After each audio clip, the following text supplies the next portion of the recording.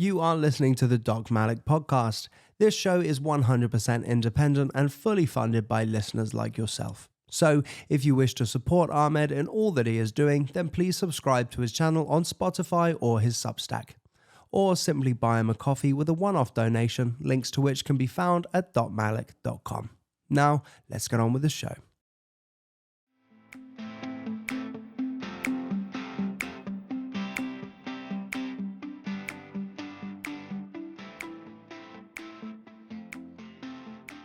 So that's a lot of work you've got there in front of you.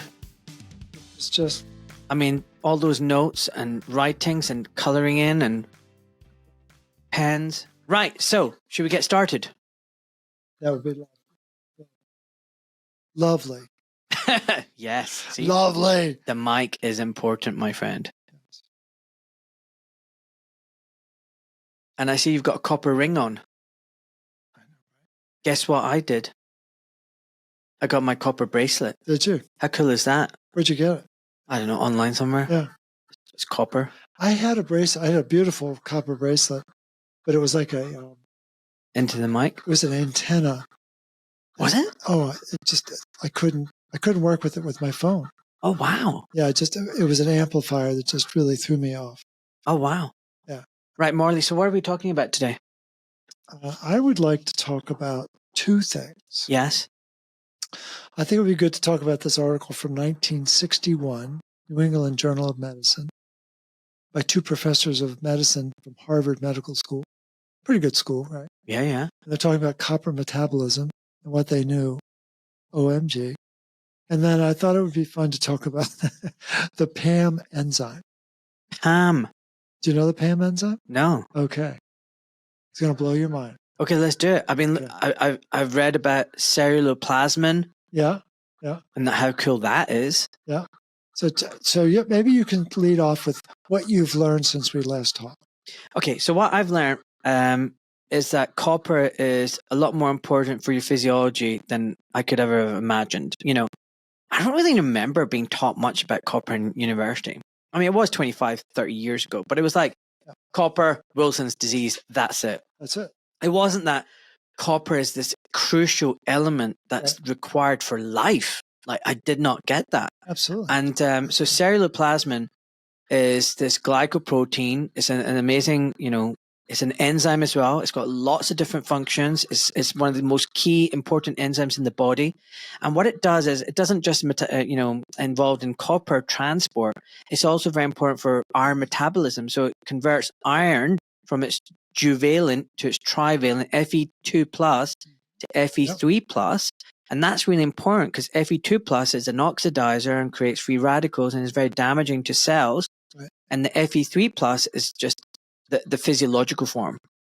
Perfect. And then it also, ceruloplasmin acts as that enzyme peroxidase. Right. And it mops up free radicals. It's a scavenger. So it's also very important for inflammation. So if there's sites of inflammation, it goes up there and scoops up all these free radicals and stuff. So it's important for your immune system. It's important for iron metabolism. It's important for copper transport. And the copper transport, it's got its own enzymes and energy production and everything. But the iron thing is also very important because you could have lots of iron stored in your body, Exactly, but not being used properly. And that iron can be toxic and actually end up killing the cells itself, causing inflammation and significant damage. And it's behind, like, if you have low ceruloplasmin, it could be behind like diabetes and obesity. Absolutely. And look, I could go on and on, but this is not my podcast. It's meant to be you talking. No. but basically, my mind was like, "Whoo, wow!" Right. It's a hidden factor. It's just this mechanism that no one knows about, and so you're focusing in on iron, which is very understandable because that's where a lot of the attention is. Iron is one of 15 substrates that ceruloplasmin works with. It works with oxygen. It works with copper. It works with phenol groups. It works with diphenyl groups. I mean, it works with all the amines. All of the biogenic amines are dependent on ceruloplasmin. Nobody ever talks about that. And then you mentioned the ferroxidase enzyme, very, very important. Well, that's one of 9 enzymes that are expressed, known enzymes that are expressed. And a couple of weeks ago, I came across an article which blew my mind. They were talking about the impact of aging on the ceruloplasmin activity. So again, for the listener, there's a difference between the presence of a protein and its activity. The presence would be like the height, how much of it is there. The activity would be its IQ. How well is it working? How smart is it? And 99.999% of articles are about the height of a protein, especially ceruloplasmin. Very rare to find one that says, well, let's pull the curtain back and let's see, is this enzyme even working? And in this study, they were looking at the effect of aging on the activity of the ceruloplasmin protein. It's like, okay, you've got my interest. But the enzyme they were focusing on, I'd never heard of. It's called amino oxidase. We might know it better as histaminase or diamine oxidase, but back in the day, it was called amino oxidase. And what was fascinating about the article, it's only 4 pages long. They were trying to figure out why the activity level was going down, and it had nothing to do with copper level in the blood, nothing to do with zinc level in the blood. They couldn't figure it out. And there was a reason. There's a 4-letter word that they forgot to introduce into the study called iron. They had and what's important for the listener to understand is that aging is not complicated. It's iron accumulation. And the part of our physiology that no one seems to understand or know about is that as we get older, we accumulate more iron. You and I have more iron in our body because we're older than we were when we were 20 years old. And there's an iron recycling system, which I'm sure we talked about before. And that recycling system is crucial for keeping everything in balance. And the recycling system depends on getting iron out of the cell, into the transport function, get it down to the bone marrow, make new red blood cells. But it's doing this at a blistering pace of 2.5 million red blood cells per second. Wow. So it's 200 billion red blood cells every 24 hours. Wow. And that doesn't work without ceruloplasmin, without the ferroxidase function of ceruloplasmin. And so, I don't know, that'd be a great place to start for managing the health. And if that recycling system doesn't work properly, you're going to get older. You're going to accelerate the aging process. Chronologically, you haven't changed. Biologically, physiologically, you've gotten older. It's well documented in the literature. And this amino oxidase was selected. I think they chose it for some reason. They were trying to stay away from iron, which I thought was very curious. And there was a 30% loss of enzyme function from a person who was 42 years of age to someone who was 78 years of age. Oh, wow. And so to put that into context, I'm going to use US metrics. Normal body temperature is 98.6, 37 degrees Celsius. If there's a 4% rise, 4% change in body temperature, go from 98.6 to 102, that's a 4% differential. And you know how bad you feel when you have a fever. Yeah. You feel terrible. Yeah. Right? A 30% loss of ceruloplasmin activity, that's almost 8 times a fever.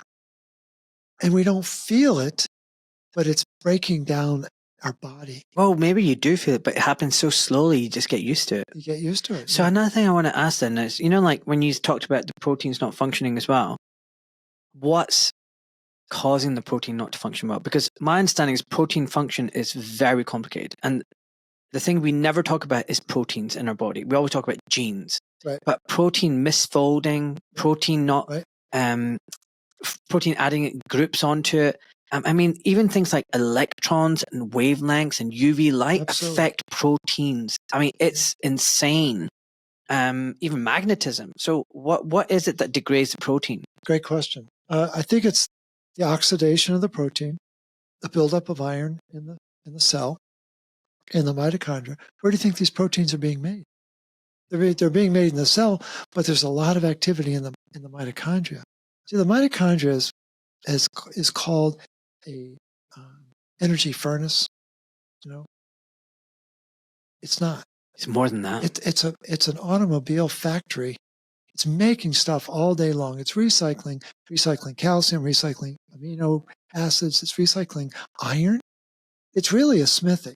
You really want to understand what a mitochondria, it's a smithy, recycling iron all day long, and it's turning the iron that's bringing in the oxygen to run the electron transport chain, turning it back into either heme groups or iron sulfur clusters.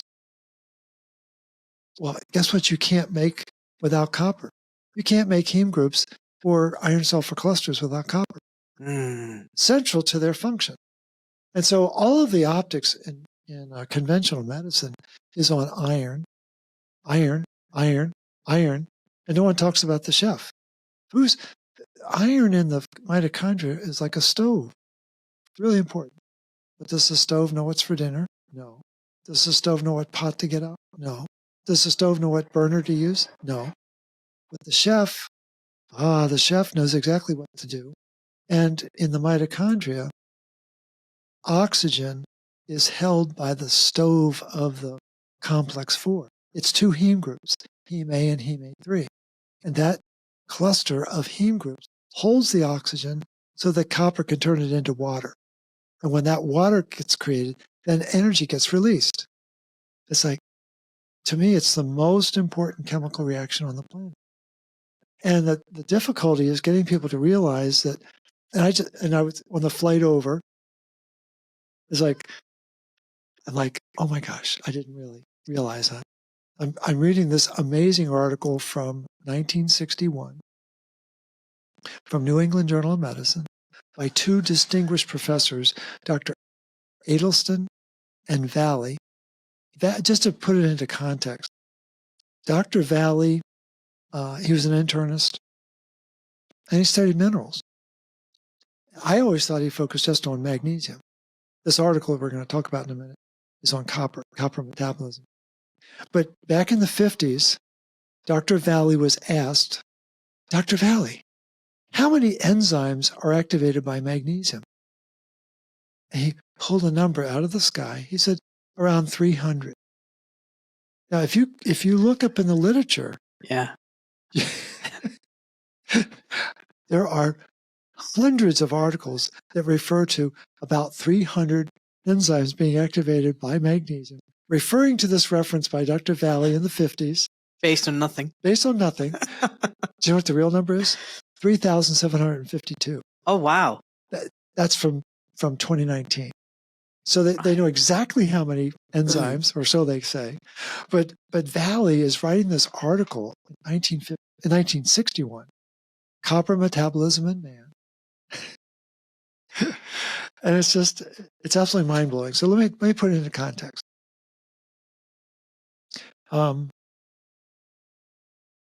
About a page into the article, they make the following statement. Although unequivocal copper deficiency has been observed in many animal species, there is no clear-cut record of such a deficiency in human beings. So therefore, copper deficiency does not exist in humans. That's a very bold statement. Right? You with me? Yeah. All right, this is the paragraph that follows that statement. I've got a feeling it's going to completely contradict itself. I think you're going to find this wildly entertaining. All right. The subtitle is Deficiency States in Animals. Last time I checked, I think you and I are animals. But low copper diets in animals lead to anemia, bone disorders, central nervous system demyelination and degeneration, abnormalities in the pigmentation and curling of hair and wool. We don't have wool. We do have hair. Fibrosis and hypertrophy of the myocardium, congestive heart failure, diarrhea and scouring, and reproductive failure with resorption of the fetus. That's what animals experience with copper deficiency. Wow. Does that sound like a who's who of human problems? Yeah. Right? Okay, then here's the punchline. There's a famous team. It's based here in Britain. Their names were McCants and Widdowson. They were de rigueur. McCants was a pediatrician. Widdowson was a biochemist. And they did all the nutritional studies for the British government prior to and during the Second World War.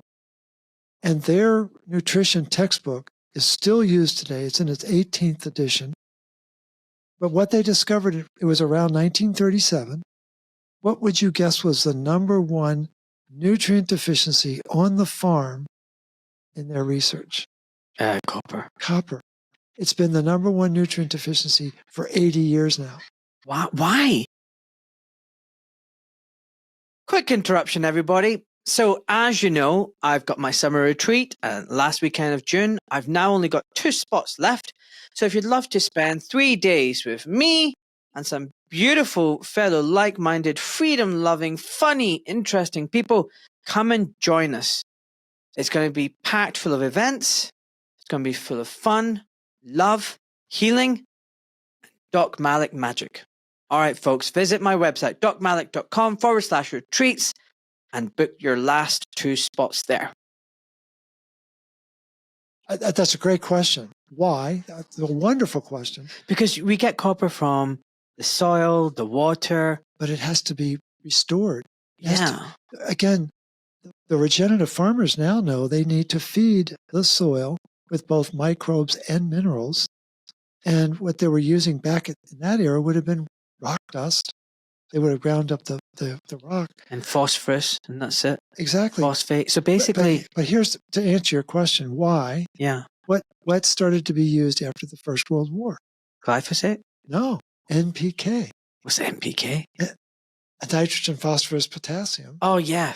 And it was used in armaments. They had a lot of armaments left over after the war. Oh, well, let's use it for farming. Oh, shit. Okay? Yeah. And so when you use NPK for farming, guess what mineral doesn't get into the root system of the plant? NPK blocks copper. Oh, man. Right? So the military-industrial complex... Strikes again. Strikes again. Literally. Oh, my God. So they made a fortune. They made a fortune making the armaments. Then they make a fortune flipping it into NPK. And then they make a fortune because copper's not getting into the animal, not getting into the human. They're making all this money on drugs. It's like a boom, boom, boom. I was going to say, win-win-win for them. Right. It's a disaster. No, it's just... Do you know, I was reading about the soil, and so normally there should be like 60 to 70% organic matter in the soil. And nowadays, most fields are only 5% organic. If you're lucky, right. Our soil is basically deserts now. That's right. It's a tragedy. And if you think about it, 1 foot of topsoil across the landmass sustains all life on the planet, including in the seas. Yep. And we're literally raping it. Scraping it off. Yeah. Yeah. But I don't think people realize there's a great book by Gabe Brown. He's here in the States. He's I think in Nebraska. He wrote a wonderful book called From Dirt to Soil. It's just, you know what you need to do? What you need to have to make sure you're making soil, you got to have animals. Yeah. You got to have poop. Yeah. That's all it is. It's not that complicated. Nope. No. And so the thing is, a lot of organic farmers will use horse manure because they know there's a lot of nutrients in the horse manure.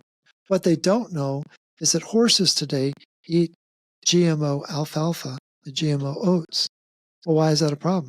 Because the GMO takes the copper out of the alfalfa and the oats. So there's no copper in the feces, so there's no copper going back into the soil. People don't realize that. It's a disaster. No. Dude, it's even worse than that. I mean, we use some horse manure for our raised beds over here. So I literally, a couple of years ago, was shoveling horse shit, but off the driveway into these raised beds. Right. And it was great because the crops were good that year. But basically, they don't spray horse manure in the fields. It's literally big machines coming and just spraying crap. And, I run in the woods and go past the fields, and it's just they're deserts. Yeah.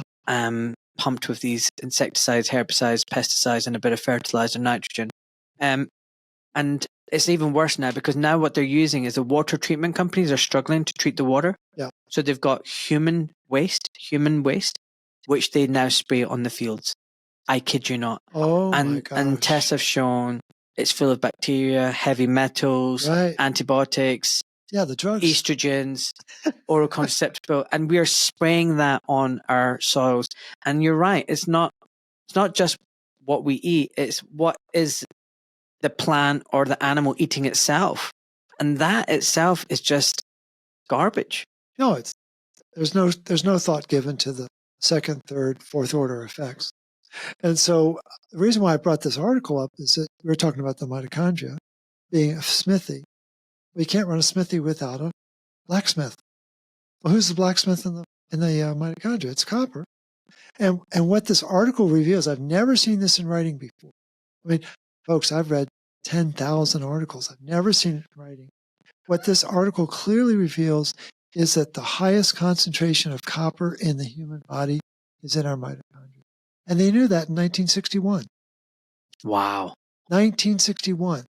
That's incredible. And the thing that's really amazing is this article, I'm sure, is not in any part of medical education in any school anywhere on the planet. Yeah, I've actually, I never got. But I mean, is that article a good article or bad article? Because in one respect, it's saying copper's, causes this problem if it's deficient. It's in the mitochondria. It's abundant there. But at the same time, it's saying, yeah, it doesn't exist in humans' deficiency states.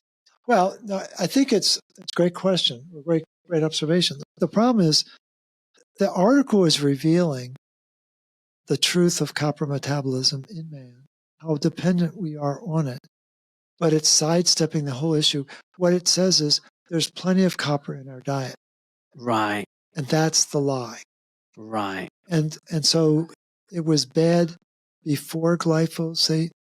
It's a disaster after glyphosate. Why do you think they said that? Do you think because at that time it wasn't an issue, but modern farming and practices have depleted copper to such an extent that if they were around now, they'd be like, oh shit, we got that one wrong? Well, I think the issue is, again, go back to McCants and Whittison.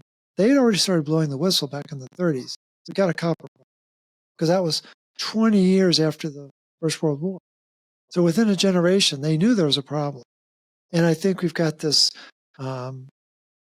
separation of church and state, separate the animals from the humans. So, well, the veterinarians, what do they know? Well, the doctors, well, they know everything, right? Yeah, exactly. And so, I don't know. I think if I got really sick, I'd go to a vet. Yeah, me too. I mean, I don't know. Modern vets are going down the line. Well, I know. So, but the thing is, we got taught none of this stuff in med school, by the way. I know. And it shows that this goes back a long time. So there's no reason why I should not have been taught about this stuff. But I'll tell you one thing, what I was given the impression was that if any patient came along wearing a copper bracelet, they were proper woo-woo.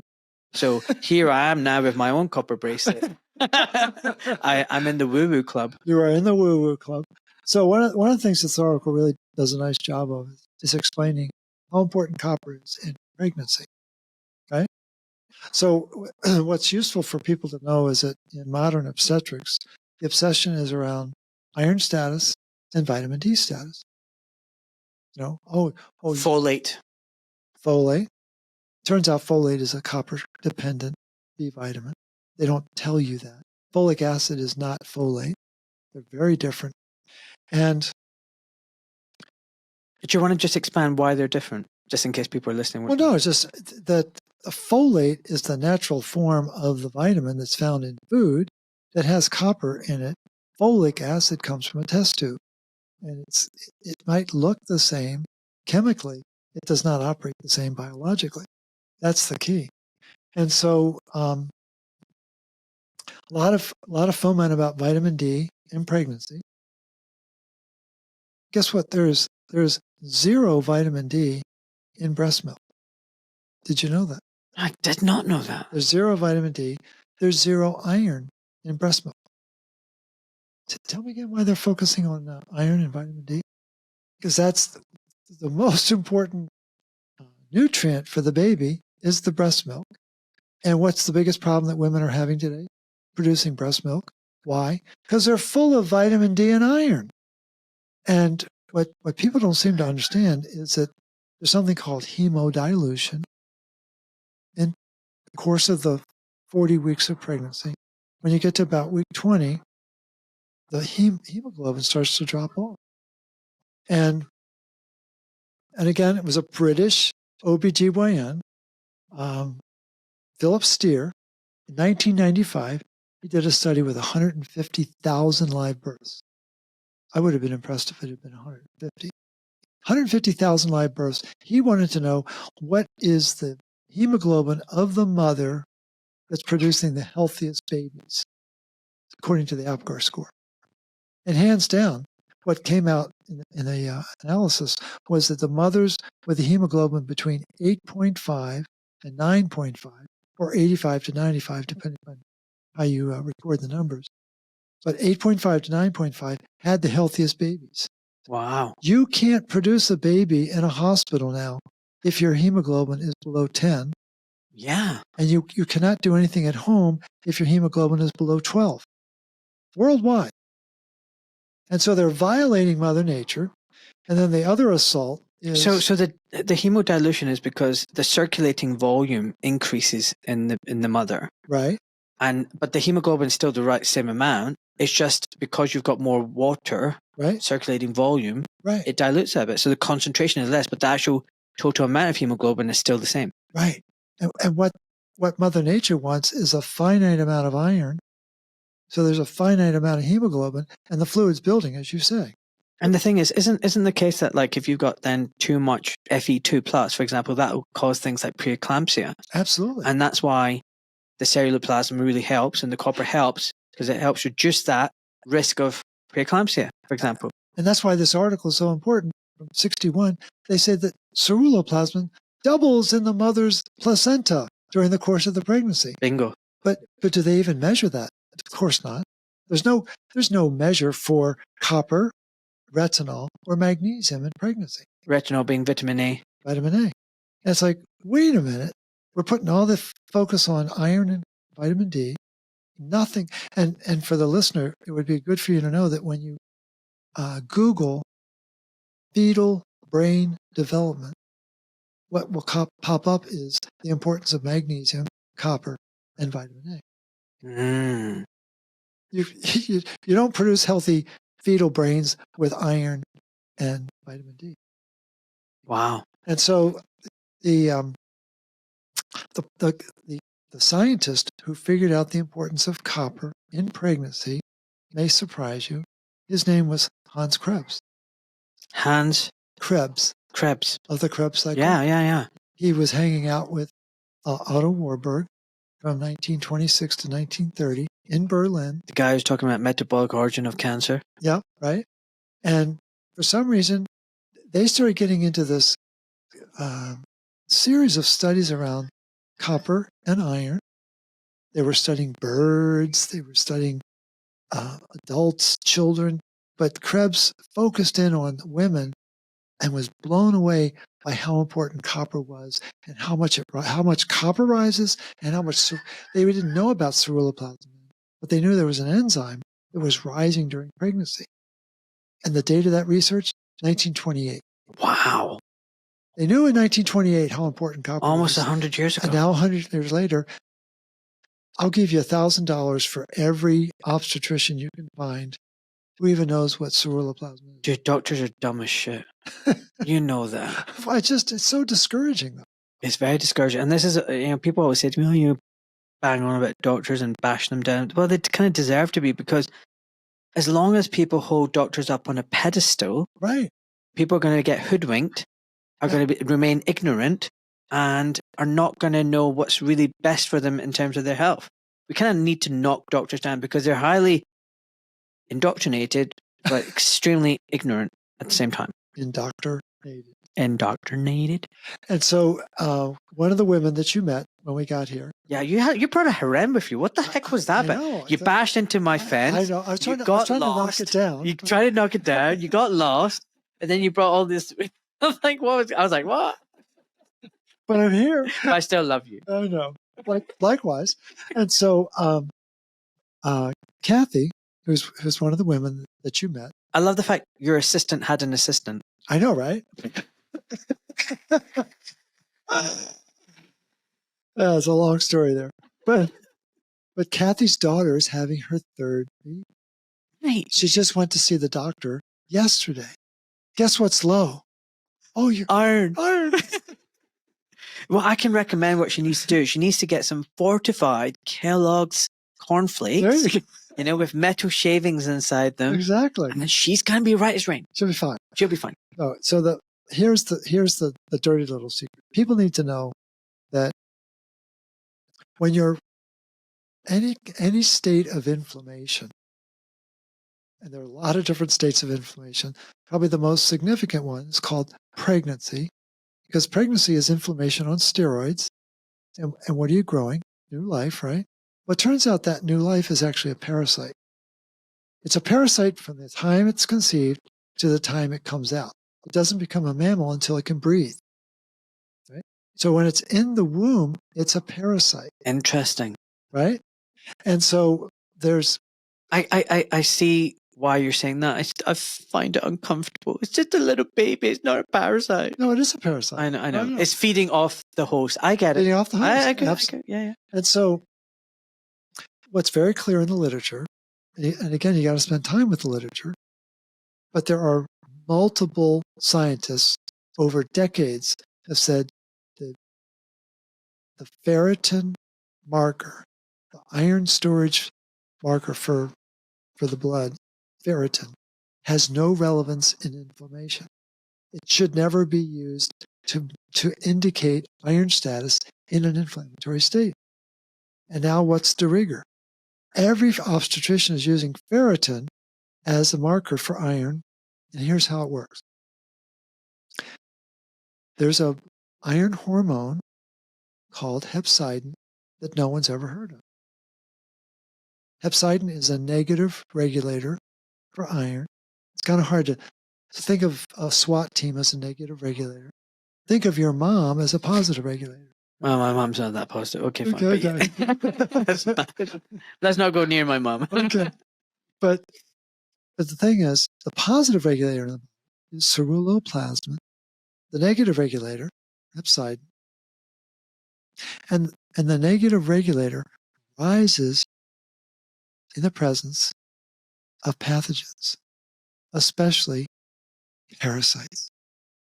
So when the baby's getting bigger and bigger, what do you think's happening to hepcidin? It's going through the roof. And hepcidin and ferritin ride on a seesaw. How do I know that? A couple weeks ago, I was talking to Douglas Kell, who we'll be chatting with in a couple of days, famous iron biologist at University of Liverpool. I said, Dr. Kell, I'm really trying to understand this low ferritin thing. He says, yeah, okay. I said, I think it's riding on a seesaw with hepcidin. He said, well, you're absolutely correct. Boom. So as soon as you know you have pathogens, as soon as you know you have a parasite called a baby, hepcidin's high, ferritin's going to be low. It's not a sign of low iron. It's a sign of high hepcidin, which means that the pathogen is getting bigger or the pathogens are getting more prevalent. It's a complete opposite. And what do they give for low ferritin? Iron. And what feeds the pathogens? Iron. Does it make any sense at all? No.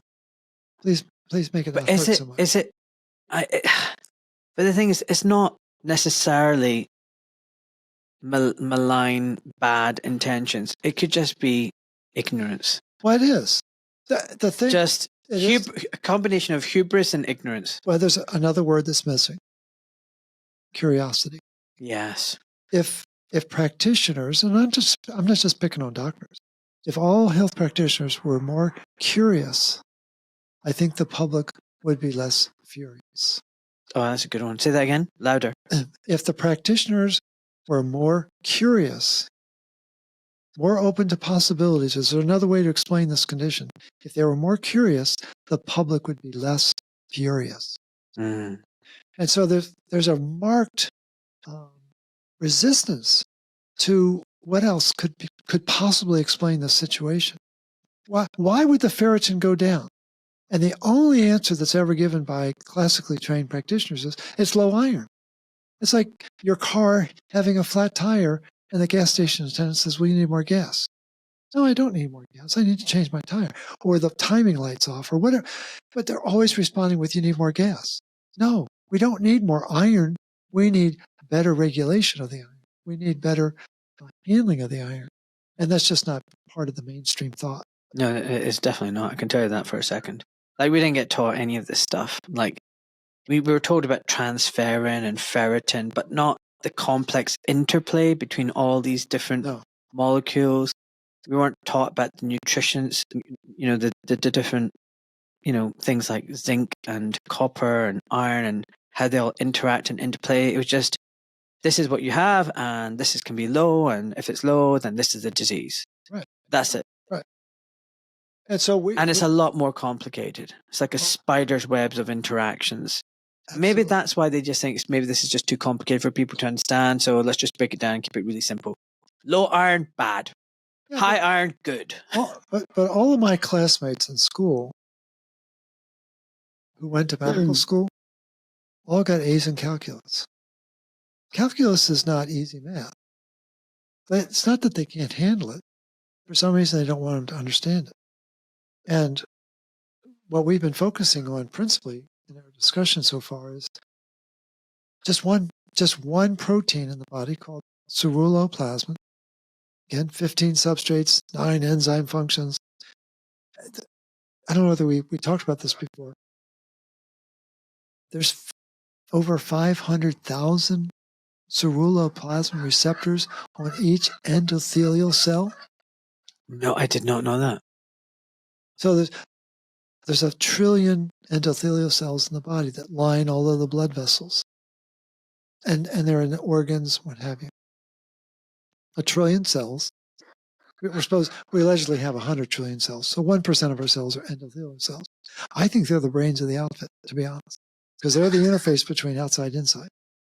And it's 540,000 ceruloplasmin receptors. And people may have heard of endothelial dysfunction. That's a name that someone might have heard.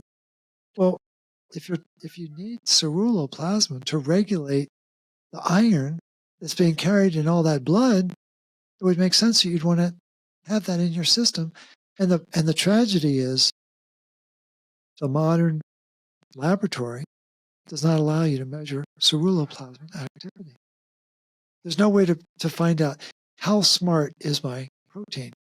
Doctors are not taught. First of all, doctors are not taught about the protein. They're not taught about how to measure it. It's like driving a car without a speedometer. No one would do that. You would not get in a car if you didn't know how fast you were driving.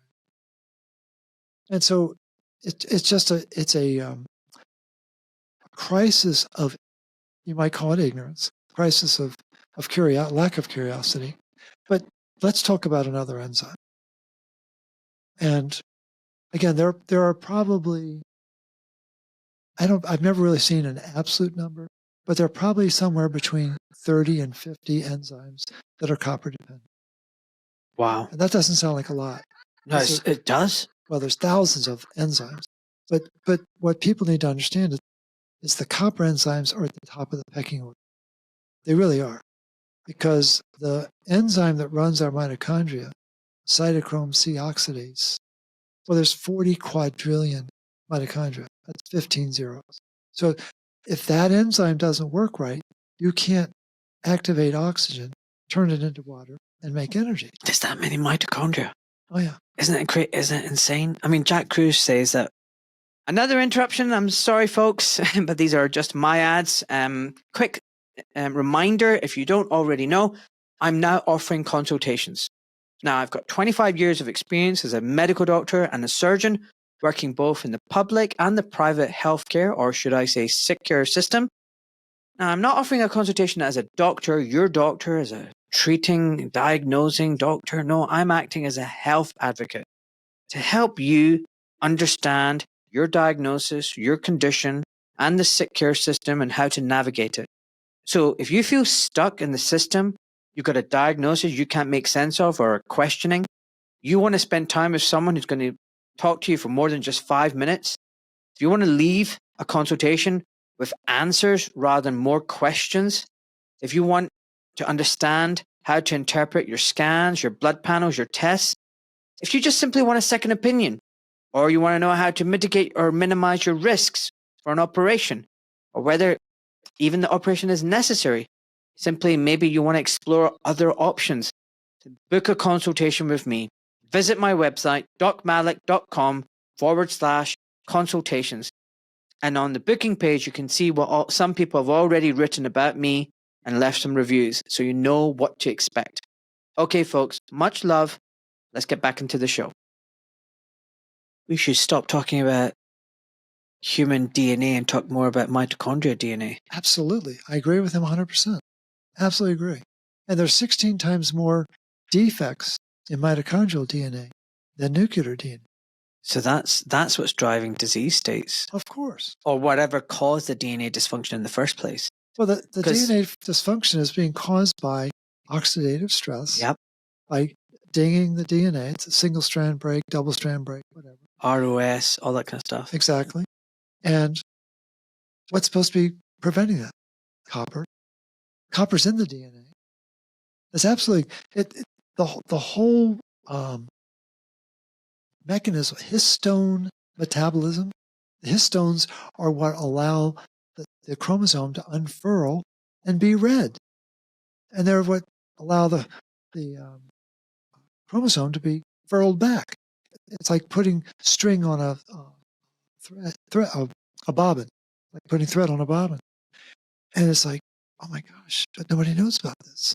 I didn't know that. Nobody knows about the superoxide dismutase that's in the nucleus, preventing the ding, but it's copper dependent. So I know about mutase oxidase, but I didn't know it was copper dependent. Oh yeah, they've known that since 1969. McCord and his faculty advisor, Erwin Fredovich at Duke University, 1969. That sent allopathic medicine on its side because it meant that the body had the natural ability to regulate itself. They didn't know that before 1969. And so another really important enzyme, which I'm confident you don't know about, is called the PAM enzyme. And that stands for peptidyl glycine alpha amidating monooxygenase. I've definitely not heard of that. Not heard of that. No. I get $1 every time I say it.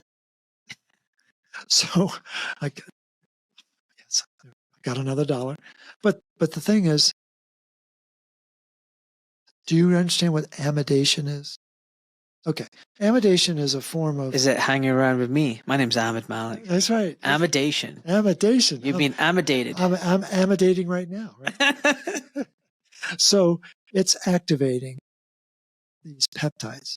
There are 4,690 peptides in your body. And there's great controversy about what percent of them need to be activated. And what the scholars will say is over half. But that's all nonsense. They're there for a reason. They're all activated. But no, they're not. No? No. So what kind of car do you drive? It's a Galaxy, Ford Galaxy. Yeah, so it's parked in your little... Yeah, you just saw it right now, driveway. Right. Is it doing you any good parked in the driveway, or do you have to turn it on in order to go places? Yeah, turn it on. Got to turn it on. All right, okay. Okay. So the body makes parked cars. Right. All the hormones, all the neurotransmitters, all the neuropeptides, they got to be turned on before they actually... Of course.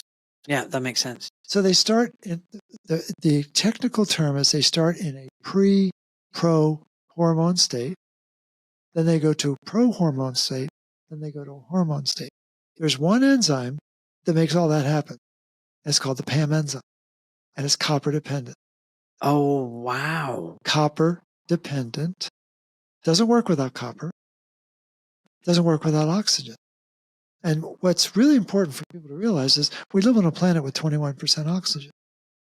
And there's a series of enzymes called oxidase enzymes that are allowing the body to work with oxygen. Well, they're all copper dependent.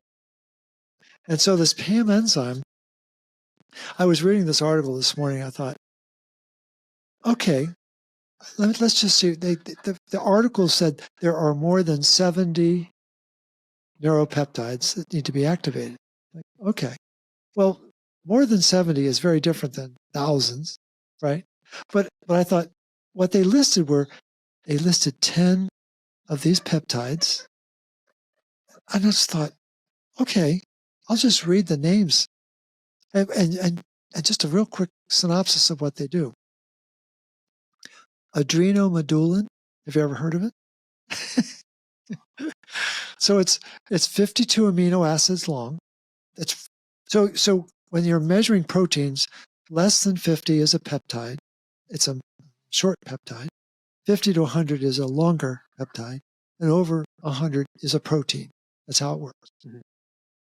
Ceruloplasmin, 1,046 amino acids. It's a beast. It's got like 6 subunits and everything. It's right. huge. Huge. So, and there's different types as well, I think, isn't it? Wait, there's different types of coppers. Absolutely. Yeah. Yep. He gets an A for that, folks. Pick that up. So this adrenomedullin, it regulates vasodilation. It regulates blood pressure. It's critical for vascular integrity. It's critical for angiogenesis. And it's really important for AMP activity. Now, those are terms that people have never heard of before. But you as a physician are probably thinking, oh my gosh. That's huge. Why didn't I learn about that, right? Yeah. So you've got high blood pressure, take this tablet. Take this tablet.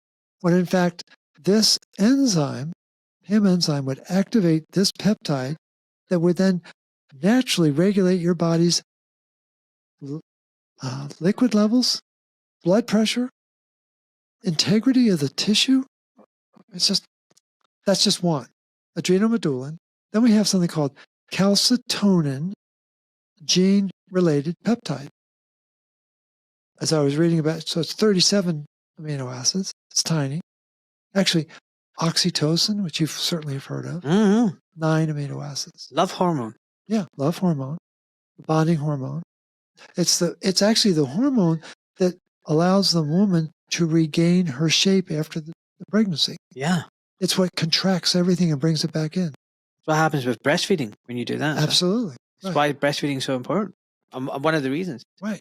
But 9 amino acids long. What a powerhouse. It is a powerhouse, but it doesn't work without copper. You got to flip the switch. So we've got this calcitonin gene-related peptide, potent vasodilator, involved in pain transmission. Turns out that this calcitonin gene-related peptide, it's what's faulty in migraines. Anyone who has a migraine, that CGRP is not working right because it's not turned on. It's not turned on. Amylin. Have you ever heard of amylin? No. Okay. Have you heard of amyloid plaque? Yes. You've heard of amyloid plaque? Yeah. Well, the precursor is called amylin. It becomes plaque when it's exposed to what? Iron. We'll pretend we're in Ireland. Iron. So amylin is 37 amino acids long. And in 1982, a guy by the name of Garth Cooper, he was over at Oxford. That's down the street, right? Do you realize how intelligent the practitioners are in Great Britain? This knowledge is here that you were never taught. Dude, you should be running around the yard right now. Can I tell you something about iron? What? You're going to love this. So you know I was born in Scotland, yeah? Yeah. There's a very famous national drink there. You ever heard of it? Possibly. Non-alcoholic. Oh, non-alcoholic. Soft drink. No. Scotland has the distinction of being the only country in the world where Coca-Cola is not the number one drink. Okay, what is it? It's a local drink, and it's called Iron Brew. No way. Hell yeah. Oh my gosh. Iron Brew. IRNBRU. And the advertisement slogan used to be rich in iron. Made from girders. Iron Brew. Oh my gosh. I kid you Never not. heard that. Yeah, and I was doing pediatric surgery once as a junior doctor. Yeah. And I remember this pediatrician come in to the ER room where we were working out of, the doctor's room. And she said, "Oh, for fuck's sake, I can't believe this." I went, "What?" She went, "I've got a malnourished little baby." I was, what happened? She goes, "How?" She goes, "You cannot believe this. This mother, instead of breastfeeding her, giving the baby milk, has been giving it iron brew because it's rich in iron." I kid you not. I mean, that where I grew up, Glasgow, has a very deprived area. And, I got it. Post-industrial wasteland, education is very poor, high drug addiction, alcoholism. But honestly, people thought iron brew was good for you, healthy, because it's got iron in it. I thought it was just interesting. I thought you should. No, I love it. Absolutely. Because I grew up with Geritol, which was the same thing. Feeding people iron because you had iron poor blood. But let's go back to that situation with the mom and the baby. The baby doesn't develop an immune system until they're 2 years old. They can't defend themselves. So why would Mother Nature not want iron in the breast milk? Right. Because it feeds pathogens. And what does all infant formula have now? Oh, Iron and tons of it.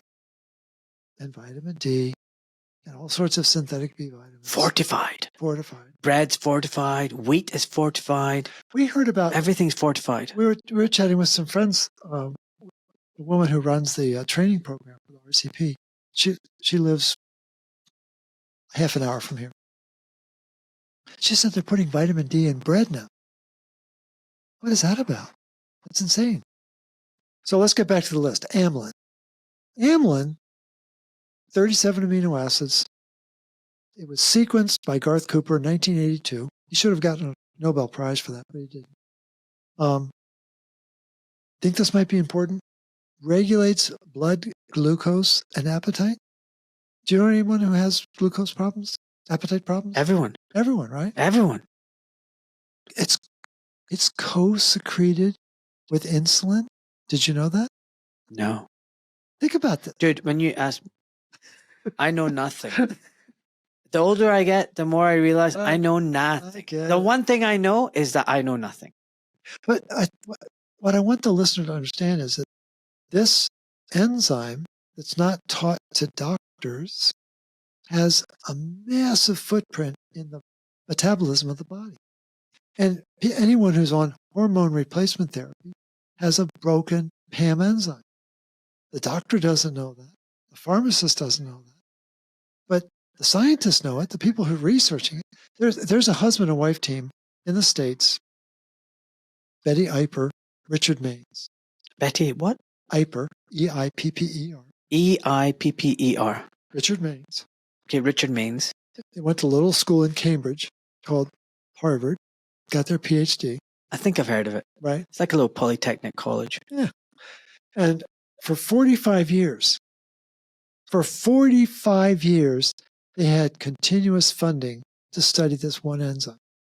Wow. 20 years at Johns Hopkins, 25 years at the University of Connecticut. They just retired last summer. Oh my gosh, I would love to sit down with them, but whose side are they on, right? Whose side are they on? I don't know. They have a lot of knowledge, but this amylin, if it gets oxidized, it becomes amyloid plaque, which is what drives neurodegeneration. Well, why would it get oxidized? Because it's not activated properly. Then we have something called neuropeptide Y, NPY, neuropeptide Y. Well, the Y means tyrosine. So it's neuropeptide tyrosine. There's also a neuropeptide YY, neuropeptide tyrosine. Again, it's a little baby, 36 amino acids. Again, it's also regulating appetite, regulating stress response, modulating sleep. You know anyone has sleep problems? Everyone. Right? And PTSD. It modulates PTSD. And so this the point is, And that's just a sample you've read at. I've only read 4 of. I think most people in the know would say there are hundreds of peptides that need to be signaling, that need to be activated. I think it's actually thousands, but we'll just go with the hundreds. I've gone from, when I first started studying this enzyme, it was 13, then it went to 36, then it went to 70, then it went to 280, Kind of like that. Yeah, keep going. and then it went to over 700, and then I found a reference to 4,600 peptides that are signaling peptides in our body.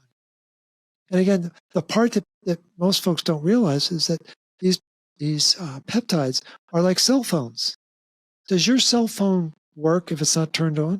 No. I can't call you right now, can I? No. Because we both turned our cell phones off. So if we don't turn the peptide on, it can't communicate with its partner. And so many of these peptides are... How do you spell the PAM enzyme again? Peptidal, Peptidyl. Yeah. Glycine, Glycine. Alpha. Yeah. Amidating. Monooxygenase. OXYGENASE. At one point, it sounded like you were saying Amid is dating. Is there still a list that you can go through? Is there some more that you can? NPY, yeah. You've done substance P. I've heard of substance P. Substance That's P is- pain. Yeah. That's pain. That's exactly right. It's huge in the equestrian community. And That's all about pain modulation and everything. absolutely. It's got to be activated first. It doesn't work. It's really hard to get your mind around this idea that all of these powerful chemicals are parked cars in our body. No, I get that. And the dilemma is that the doctor measuring your hormones doesn't know that. They see that the hormone is high or low. They don't know whether it's working or not. There's no distinction made in the testing. Is there a way of testing? Yes. How would you test it? There's an assay. It's not allowed. Right. Because it reveals too much. Oh, shit. Okay, next. Is there more that you want to talk about that? Because I wanted you to ask you something. No, go ahead. So one of the things I want to know about is like, zinc's also important, but it's the ratio between zinc and copper. And if you use too much zinc, then it depletes your copper. Absolutely. That's also like a seesaw. And what's the ratio? It should be like 8 zinc to 1 copper. This article that you were just looking at. Because zinc's everywhere as well. You now get zinc-based sunscreen, zinc-based, whatever, and zinc's in your supplement to fight the viral infection. You need to take the zinc. Right. But no one ever says take copper. No. Well, copper does too much. Again, they'll tell you that the zinc to copper ratio should be 7 to 1. Some might say 15 to 1. What we recommend in the root cause protocol is don't take zinc. Get it from your diet. You're going to get it in meats, and there's plenty of zinc in your diet. Trust me. Even if you've got a flu or cold, you shouldn't take more zinc? No. Really? No, that's just narrative. And so the whole idea of, especially during the early 2020s, you remember those days, they were talking about zinc stopping the viral replication. What they weren't telling you is that copper kills all pathogens, viruses, bacteria, fungus, and parasites. They didn't tell you that. They microanalyzed it and said, oh, well, the zinc will stop the viral replication. Copper just wipes out the pathogen. Wow. Kills it. So in terms of copper, if it's not in the food, it's not in the water, should everyone supplement? Should people supplement for like a month and then have a month off? Should they take it for a day and then a day off? Or what do you recommend? What we recommend is that it's so missing in the diet now. You need to take it every day. Really? Yeah. And you can't overdose. You can't get too much of it. No, they'll tell you that the meme that runs medicine on the planet is you're anemic and you're copper toxic. They want you to believe that you can have as much iron as you want. Have that, what was it called? Iron brew? Yeah. Iron brew. but shun the copper. No, you don't have enough copper in your body to regulate the amount of iron that you've been exposed to. You grew up in Great Britain. They started fortifying food in 1941 with iron filings, not organic iron filings. And that has a devastating effect on physiology. It immediately oxidizes the tissue. And it's going to send cholesterol into a panic. And so... And high cholesterol is not a bad thing. You know, No. cholesterol is necessary for everything. They've No. just made this. And what's crazy about statins is it affects things way upstream. So Absolutely. it wrecks all hormone production, sex organ hormones and everything. Right. It's just, I just can't believe, it's like you're damming a river and all the tributaries downstream are like, even if cholesterol was a bad thing, the way they've designed it is so awful. It's a wrecking ball. Cholesterol goes back billions of years. It's an essential part of our physiology. Early life forms relied on cholesterol. They just turned it into a poison back in the 50s. It's kind of crazy. Well, no, I think there was intent behind it. Because the statins are very hard on copper metabolism. I didn't know that. Yeah. Oh, yeah. Very, very hard on copper metabolism. It kills CoQ10. That's not a good thing. It'll really mess up your muscles. And ubiquinone and all that kind of stuff. Yep. And what about, in your little diagram, I just quickly caught something about blue light, red light, and the sun. Oh. What were you drawing there? Because I'm currently fascinated by light. Oh, I know. And I've been spending a lot of time in my garden. Everyone keeps saying to me, "Oh my God, you look really tan. You're glowing." And I'm like, "Yeah." It's just literally sitting in my little deck chair out there, Yeah, right. trying to soak up the sun. Yeah, well, you've got the melanin. Yeah. Yeah. As opposed to, look at me, I'm like pasty white, right?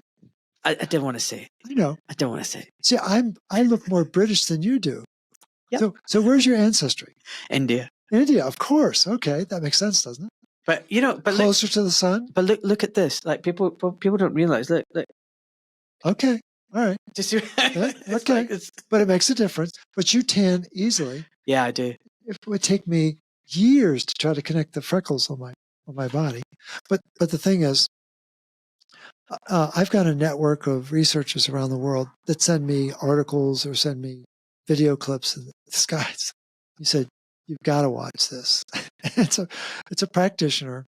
I don't know his name, but he had a heart attack, and it forced him to rethink his training. Mm. And he was commenting on vitamin D. Everyone loves to take their vitamin D. Would you recommend people don't take vitamin D? We absolutely recommend do not take. Get cod liver oil. Get AND. Don't just get a synthetic form of vitamin D. Really? Oh yeah. No, So synthetic vitamin D is not a good thing. not a good thing at all. And what this guy pointed out, which I'd never known this. What it's not a vitamin, folks. It's a hormone. Yeah, exactly. I know that. Yeah. Okay. Yeah, it got labeled wrong and it stuck. Exactly. Oh, yeah, right. Like it was an accident, right? Yeah. Yeah. And vitamin A is not a vitamin. It's a hormone. It's actually 4 hormones, but no one knows that. I didn't know that. I'm guilty of that. No. I did not know vitamin A is not a hormone. But now when you say it, retinol, of course it is. So It's so obvious. But I'm just so programmed into this vitamin A. I know retinol is vitamin A. I know retinol is a hormone, but I think of vitamin A as a vitamin. Right. No. It's just, no. it's so stupid. When I say it out loud, it's like, oh my God, Yeah. how did you not? People do it all the time. Yeah. But there's 9 cysts, 11 cysts, 13 cysts, and all trans. All those are retinoic acids. And so everyone focuses on vitamin D. It's got 1 hormone. No, vitamin A has 4 hormones. It's incredibly powerful. And that's the one to treat measles. Yes, absolutely. Mm. So this practitioner was talking about hormone D blocking melatonin. I went, oh my, they're flip sides of the same coin. I never had understood it the way he was describing it. And there's a relationship between melatonin and blue light and hormone D and red light.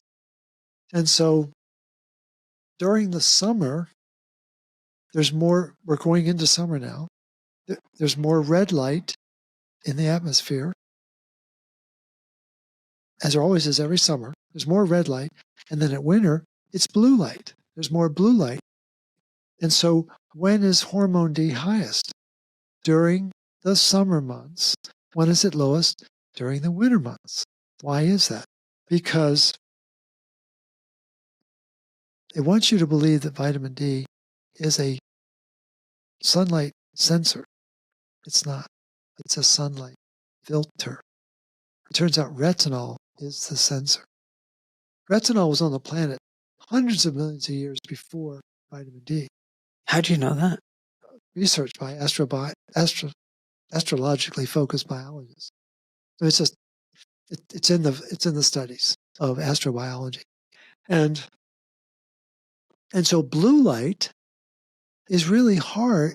Blue light, they have different frequencies, right? Light has different frequency.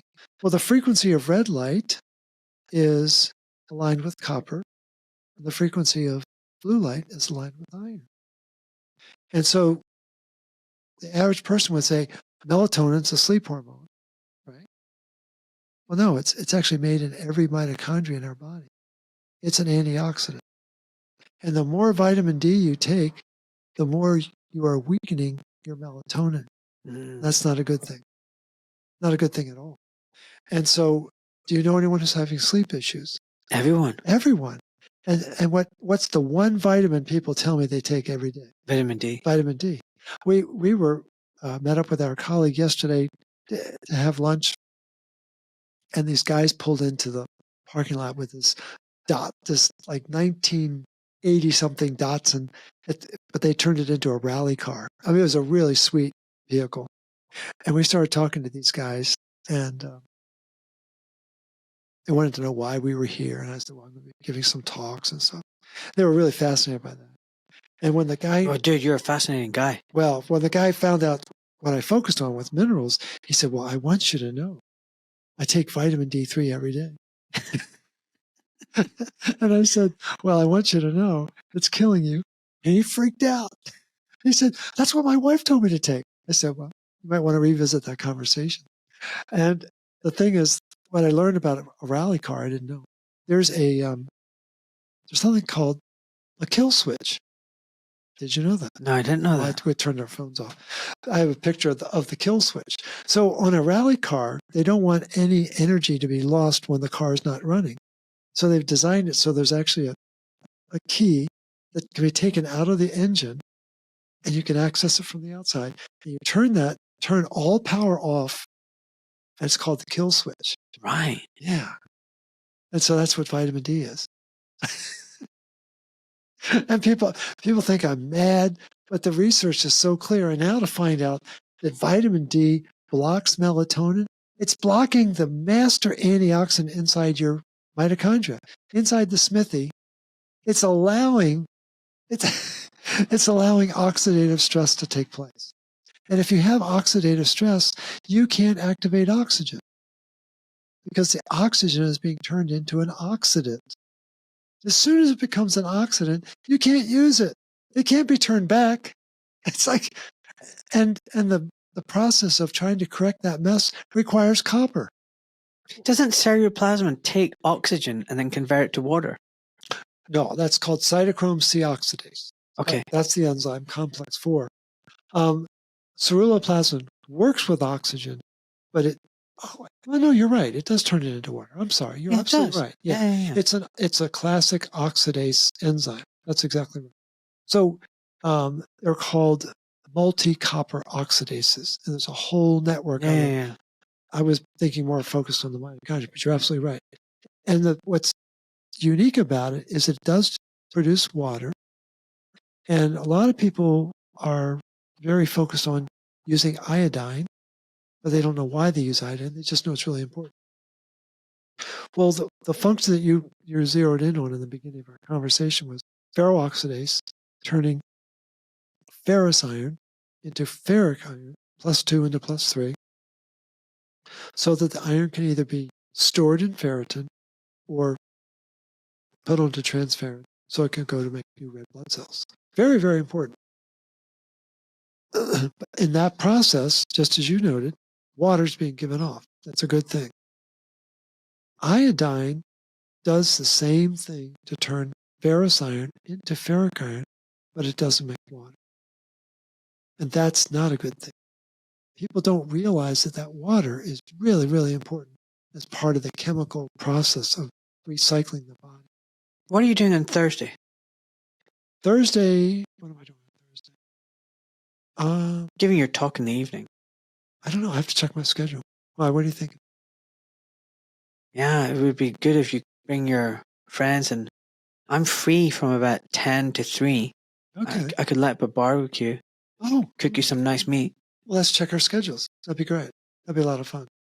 Just if you're not busy. No, I know. Today is crazy. Tomorrow is not so crazy. I don't know about Thursday. Tomorrow's crazy for me. Thursday's good. And what's Friday like? Friday, oh buddy, let me tell you what Friday's like. Friday might be good actually. Friday. Do you know what? Friday is good. Is it? Friday lunchtime is good. Yeah, because I think Friday's quieter for us than Thursday. Well, if you want to come over for a Barbie, come over for midday. All right. I'll light it up. Now that we know where you live. Yeah. Don't bang the fence. I know. But you've got all these sections out here. I know you've got. There's only one section. Only one section. Buster, just easy. I think you can handle it. I think you can afford the replacement. Just yeah. We'll check your schedule. Yeah, that'd be fun. Come back for a barbecue. That'd be great. Yeah, that'd be a lot of fun. So, you know, when it comes to root cause protocol, yeah. What is the root cause? My final interruption, I promise. Folks, it's my 50th birthday this year in the summer, and I want to celebrate with style. And I've organized an event where my supporters, my listeners, can come and join me and have a banquet, a feast, and celebrate in, you know, truly remarkable style. You'll be surrounded by beautiful people, your freedom-loving tribe. It's going to be a magical Saturday afternoon, the 13th of September in central London at an absolutely gorgeous venue that I've organized. It is a non-profit event. To be honest, it's actually money losing because the ticket per head is actually £105 per head. I didn't calculate and do my math properly. I did say I'm a rubbish businessman, but the ticket's £100. Now, 2/3 of the tickets have already gone. I did release it to my paid subscribers first. That ends on Monday. Let's just check again. God, I should really know this, shouldn't I? Monday the 26th. Monday the 26th will be a general release. So look out for the link. It'll be on my website, drmalik.com/events. Right now, that link is private for my paid Substack subscribers only. So folks, if you're interested, keep an eye out for that. If you're one of my paid subscribers, go back to my Substack. You'll find the link. And I can't wait to see you in September. I love you all so much. Okay, folks, back to the show. Final interruption, I promise. What is it? What are you sick? This? Guys, get your copper up. All life form on the planet is run by a three-ring circus. Three-ring circus. Three-ring circus. Copper, iron, and oxygen. And those three elements need to play in balance. Now, they're in widely disparate levels and amounts, but copper's the brains of the outfit.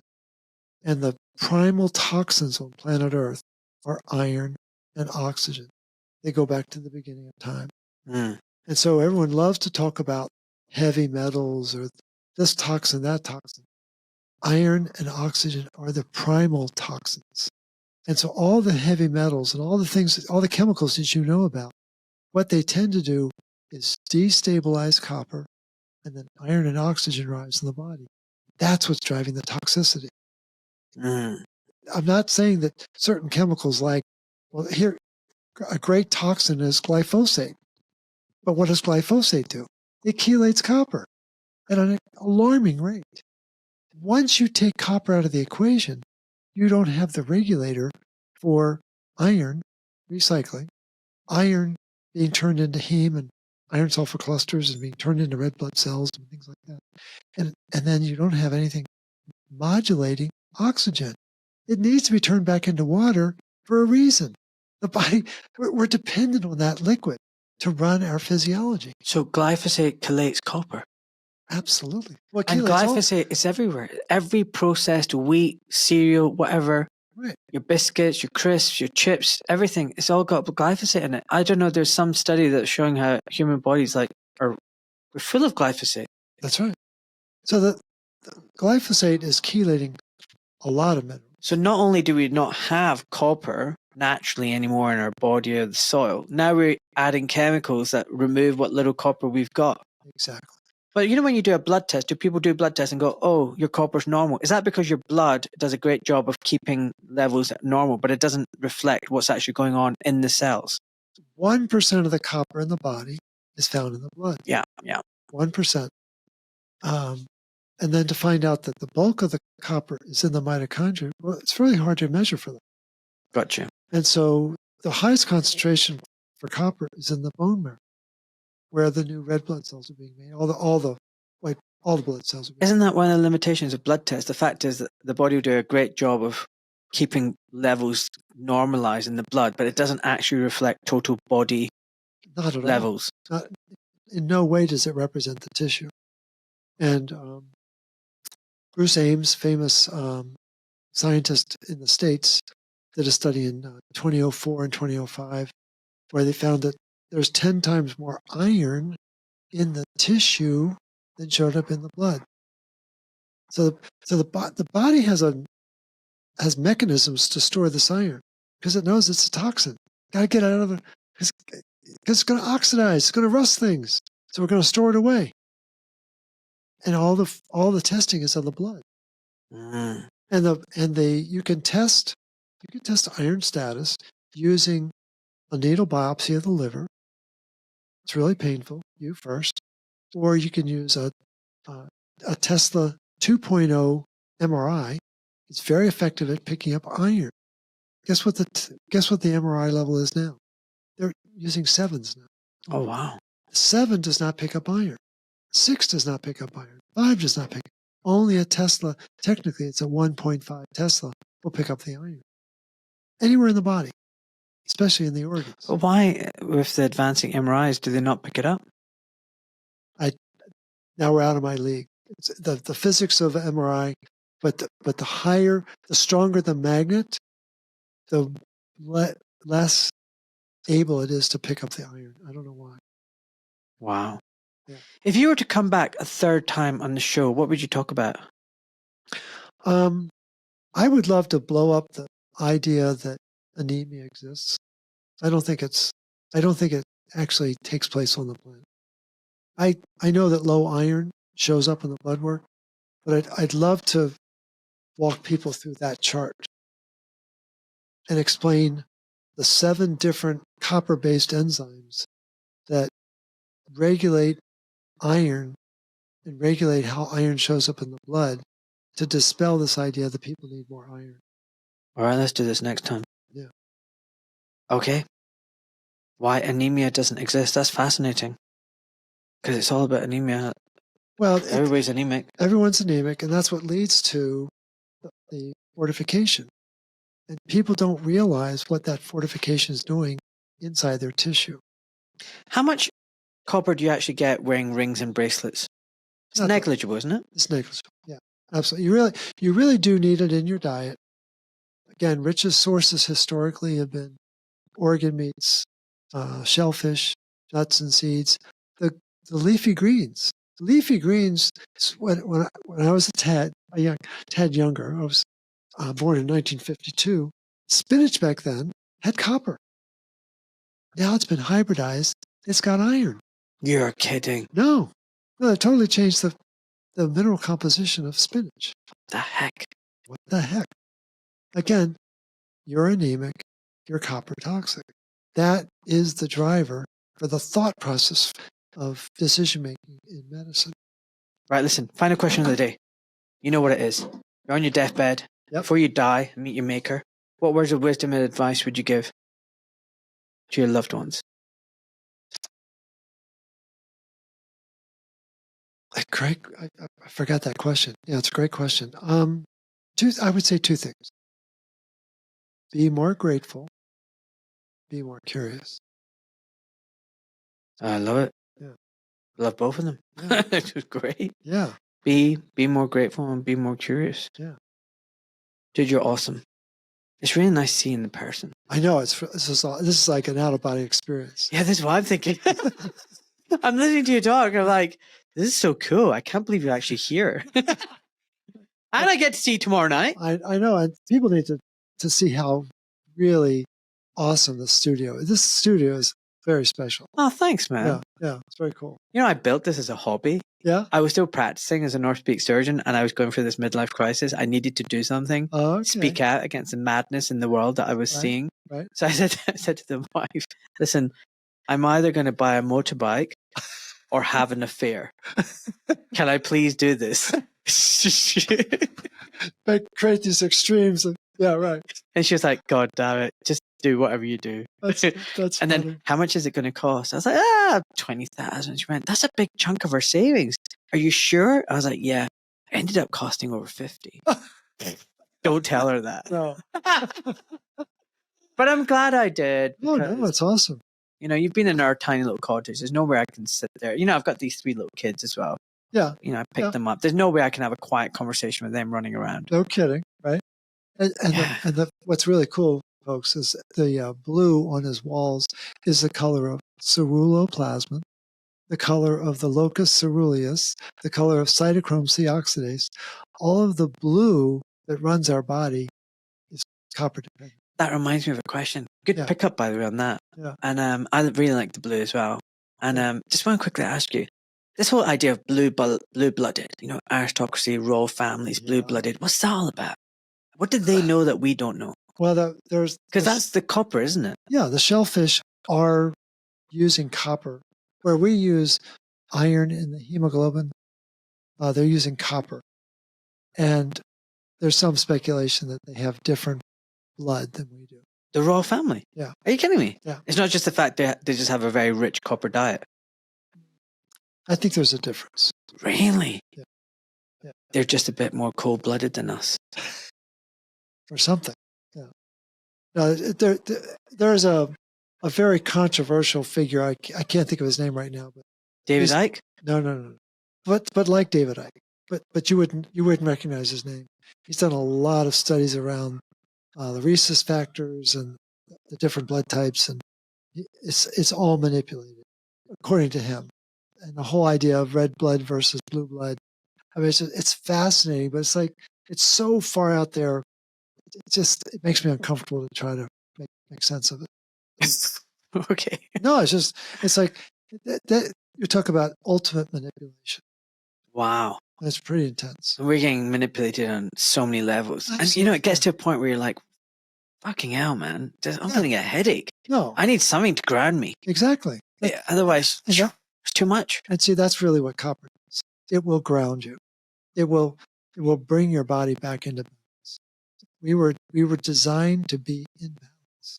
We really were. Yeah, I agree. And when doctors don't know about the ceruloplasmin, don't know about the cytochrome C oxidase, don't know about the PAM enzyme, don't know about the superoxide dismutase, then these breakdowns in the body appear mysterious. And so then the narrative around disease makes sense. 100%. Yeah. And dude, you know, number one thing I got taught in medicine, here's anatomy, here's the physiology, and this is the disease and we don't know why. And then it changed from, actually, we do know why. It's in your genes. Your genes are faulty. And it's like, it's such a load of bullshit, you know. And I'm sorry, never did I fall for it, which is why I became a surgeon, because things were either broken or they weren't. Exactly.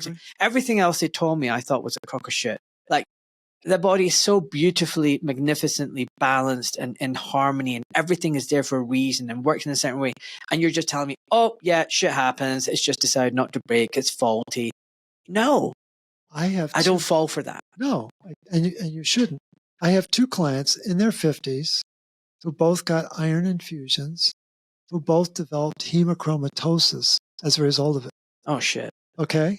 So that's a very severe iron loading disorder that's supposed to be, allegedly, a gene defect from birth. Yeah. And they got it after they got iron infusions, which would suggest that the gene defects are actually oxidation.